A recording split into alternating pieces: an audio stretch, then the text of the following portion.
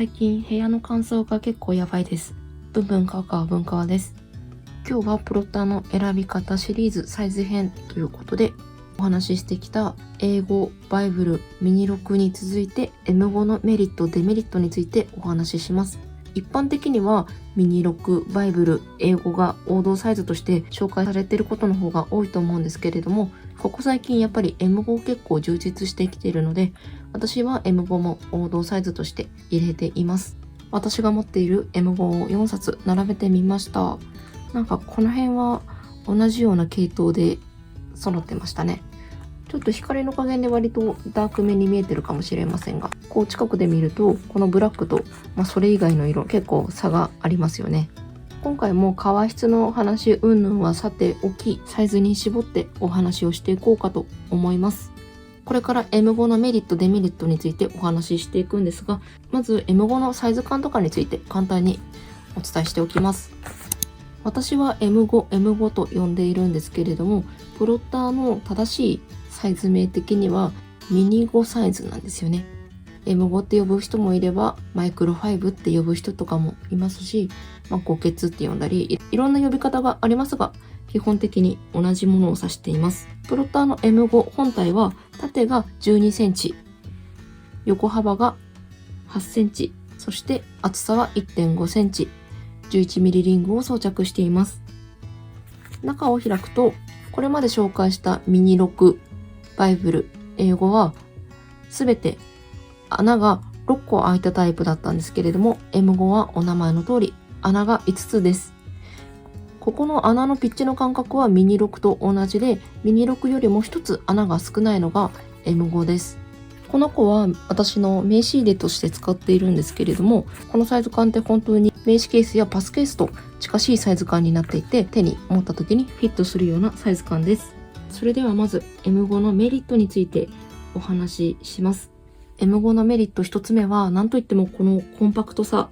じゃないでしょうか。前回紹介したミニ6と比べると穴が1つ違うだけでこれだけ縦横に差があります。ミニ6と M5 どっちがいいのかとかそういう話はまた今度するとして、 M5 は小さいですがこんな感じでちゃんと日付リフィルがあります。プロッターの中では M5 よりもさらに小さなサイズのバインダーがあるんですが、日付リフィルがあるのは M5 サイズまでです。プロッターの日付リフィルの場合 M5 はマンスリーのみになってしまうんですが、他のメーカーさん探すとウィークリーのリフィルも M5 サイズはちゃんと出ています。他社さんのリフィルとかを合わせて使うような形にはなってしまいますが、日付リフィルを自作しなくても済むような状態で使える一番小さな手帳が M5 です。ミニ6はスーツのポケットに入るのかっていう動画上げたりとかもしたと思うんですけれども、スーツのポケットになお入れやすいのは正直 M5 だなと思ってます。これぐらいの薄さですし、厚みもそんなにありませんし、名刺ケース、パスケースを今まで入れていたような感じです。今まで名刺ケース、パスケースを持っていた方だったらそんなに抵抗なく持ち歩きできるのではないかなと思います。小さなバッグにも入れやすいですし、大きなバッグのポケットとかあるじゃないですか。パスケース入れるようなところとか、ああいうところにも下手したら入っちゃうかもしれません。それぐらい小さなサイズ感です。とにかく小さな手帳を探している方におすすめしたいのが M5 サイズです。正直マンスリーとかにたくさん書けるかって言われたらそうでもないので、とにかくカレンダーみたいな感じで何月何日は何曜日なんだっけみたいな確認するとか、そういった感じで入れておくとか、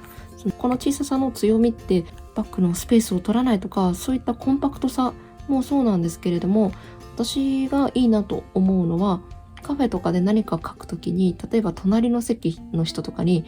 何を書いているか見られないっていうところかなと思います。M5 のサイズ感ってこんな感じです。ここに書いてることだったら全然カフェで隣の人に見られてもいい内容なんですけれども、人に見せられないようなメモとかってあるじゃないですか。例えば仕事でこれはあまり見せない方がいいなっていうメモとか、お客さんの個人的な情報とかをメモして書いたりとかすることとかあると思うんですけど、それを例えば次の空き時間までのカフェでまとめるとか、そういうことをしようとした場合、あんまり見せない方がいいようなこととか、そういうのを書いてる時とかにカフェとかで人に見られちゃう可能性ってあるじゃないですか。当然手帳のサイズが大きくなればなるほどここの面積も広がるし、見える範囲も広くなりますし、字が大きければなおさらそうですよね。でも M5 の場合って、例えば今書いてる雰囲気でいくとこんな感じ。こう書こうとしてると、こっちを書こうとするともうほぼほぼ隠れてますよね。右のページは見えないし、左ページを書こうとした時にこうやって手で押さえてこう書いちゃったりすればほぼほぼ見えないっていうぐらい結構隠れます。こそこそ書きがしやすいのが M5 かなと思います。別に書くことに限らず書いてある内容を確認するのにしても、開いて人からそんなに見える部分も狭いですし、秘密のことを書くのにいいサイズ感かなと個人的には思ってます。続いてメリット2つ目です。メリット2つ目は手頃な価格帯ということです。プロッターでは定番の M5 サイズは今のところプエブロ、それから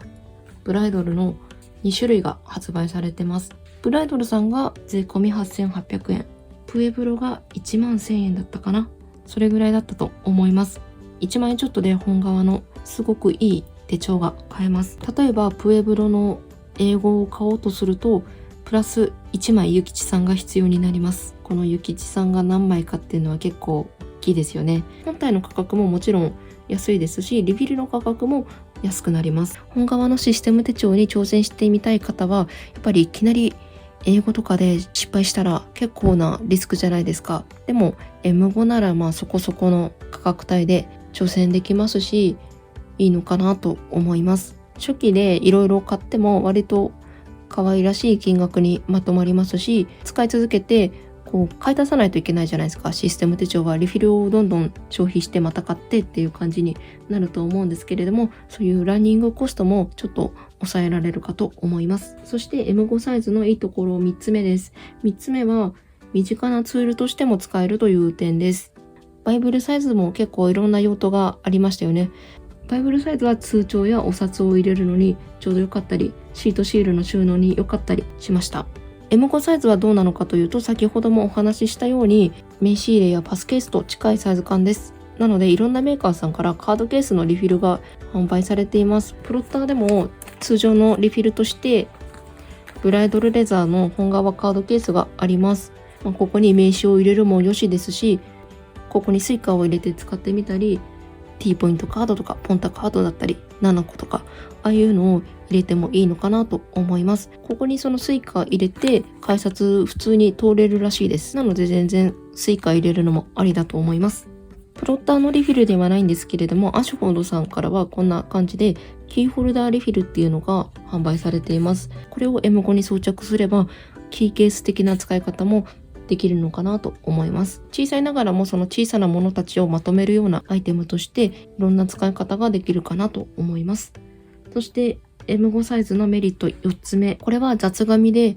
リフィルを作りやすいっていうところです。特にコピー用紙とかああいったものとかでも手軽にリフィルを作ることができます。なんで M5 のリフィルが作りやすいかというと、 M5 のリフィルのサイズって英語の長い方を半分にしたのがM5 サイズです。例えばバイブルサイズやミニロックのリフィルをコピー用紙で自作しようって思った時に、だいたい家にあるのって A4 のコピー用紙だと思うんですけれども、縦も横もどっちもサイズを測んないと作れないような感じの企画なんですよね。でも M5 はその英語の縦半分が縦だなっていうのが分かっているので、横幅だけ調整すればいいですし、最悪横幅は蛇腹みたいな感じにしちゃえばいいよねっていう感じで割り切って真っ二つに切って穴開けて終わりにするとかでも全然ありかもしれません。不器用な人間でも M5 のリフィルってなんか作りやすいなっていう風に感じてます。私はこのブライドルさん持ち歩き手帳として使ってるんですけれども、最初は律儀にリフィルとか買ってたりしたんですけれども、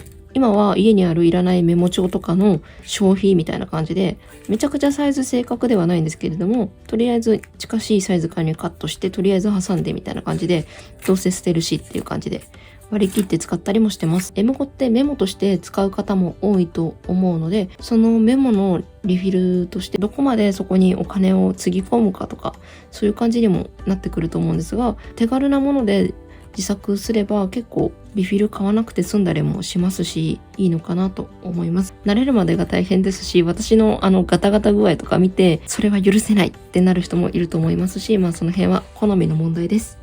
今まで M5 のメリットについてお話ししてきましたが、今度は M5 のデメリットについてお話ししていきます。M5 のデメリットは記入スペースの小ささです。先ほどはコンパクトだから、その人に見られたくないとか、そういう時にいいよっていうお話ししましたが、なんせ筆記面積がこれしかないです。すぐにいっぱいになっちゃいます。私みたいに右ページしか書かない場合とかはめちゃくちゃページの消費が激しいです。頭に思いついたことをうわーって書き出すってなったら、すぐ次のページみたいな感じになっちゃいます。リフィルの消費が激しいので、リフィルを購入して使う場合は結構コスパ良くないと思います。なのでうまく M5 スクエアのリフィルとかを使ってあげたり、本当に用事が済んだら捨てちゃうような部分はいらない紙で作ったりして、ちょっと出費を抑えるみたいな、そういう感じにしていくのがいいのかなと思います。デメリット2つ目は穴開けパンチ問題です。これがバイブルサイズの M5 サイズの穴です。こう横で見ると結構穴の大きさが全然違うのがわかると思います。システム手帳の穴開けパンチで英語から M5 まで対応しているものとかあるんですけれども、あれってやっぱり穴が大きいんですよ。M5 に大きな穴を開けてしまうと結構見栄えが悪くなります。なのでそこを許容できるかで、もしできない場合はアシュフォードさんから M5 専用の穴開けパンチが出ているので、それを使うのがいいと思うんですけれども、その穴開けパンチは高いです。M5 しか開けられないのに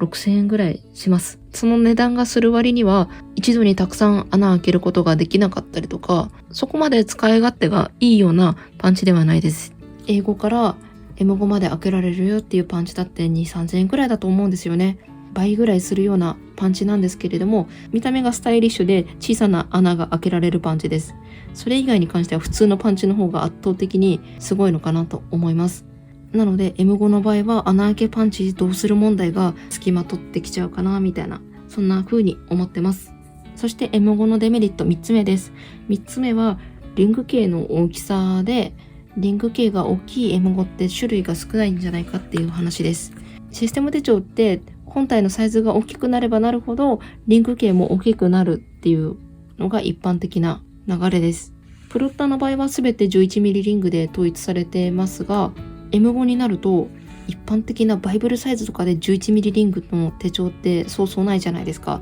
15mm、24mm とかそういった大きなリングがついてるものが多いと思います。それが M5 になってくると今度は 11mm リングもあれば 8mm リングって言ってプロッターよりもさらに小さなリング系のものも出てきたりして、そのリング系の細いものが結構多かったりします。M5 って小さい分リフィルを結構消費するのに対して本体のこの挟める容量が小さいんですよね。この小さいサイズ感でたくさん挟んで持ち歩きたいっていう方に関しては M5 の本体のレパートリーが少なくなってしまうかもしれません。そしてここからはプロッターの M5 に関するデメリットを2つお話しします。リングが硬いやつがあるっていうことです。システム手帳ってここのリングの上と下の部分をグッと押し込んでリングを開いて、そしてこのリングを閉じて抜いたり入れ替えたりとか、そういう風にして使っていくと思うんですけれども、ここの開け閉めのリングが硬いやつがあるみたいです。私の M5 スクエアが壊れちゃって修理に出して戻ってきたんですけれども、その時にリングがものすごく硬くてもう一回修理をお願いしたっていうことがあります。M5 スクエアと M5 ってここの金具一緒なので、M5 のデメリットとしてお話ししてるんですけれども、なんかプロッター的には多分個体差みたいなそういう感じ。M5 ってなんかここが短い分なんかリングのその開閉が硬くなっちゃう、そうなりやすいみたいなんですよ。グーって手が痛くなるまで押し込んで開けるとかそういう感じだったんですよね。この力の加減とかは人それぞれ力のあるなしとかもいろいろありますので、できれば店頭で選んで、その店頭で見た時にちゃんとリング開閉して自分の普通の力で開け閉めできるかっていうのを確認してから購入するのがいいのかなと思います。店頭で購入してその後にこのリングが硬いからちょっと修理したいっていうのもちょっとなんか言いづらいような雰囲気っていうか、そういう感じがありますね。M5 のリングに関してはちょっと要注意っていう風に思ってもらった方がいいと思います。そしてもう一つ M5 に関するデメリットを挙げるとすれば、定番の革が少ないということです。今のところプロッターの M5 の定番の革はプエブロとブライドルのこの2つしかありません。他の王道サイズに関してはリス仕様があるかシュリンクがあるかとか、あとはコード版があったりするんですけれども、M5 ちゃんは今のところこの2つしか定番がないので、なので他の王道サイズよりもまだ少ないです。リフィルもまだちょっと少なめです。特にメモリフィル系はほとんどないので、これから増えてくれればいいなっていう感じで思ってもらえたらと思います。ということで長々と喋ってしまったんですけれども、プロッターの選び方ということで M5 サイズのメリットデメリットについてお話ししてみました。今回で一通り私が王道サイズと呼んでいる M5 ミニロックバイブル英語サイズのメリットデメリットについてお話を終えられたかと思います。他のサイズとかについても随時またアップしていこうと思っているのでお待ちいただければと思います。最後までご視聴ありがとうございました。また次の投稿をお楽しみに。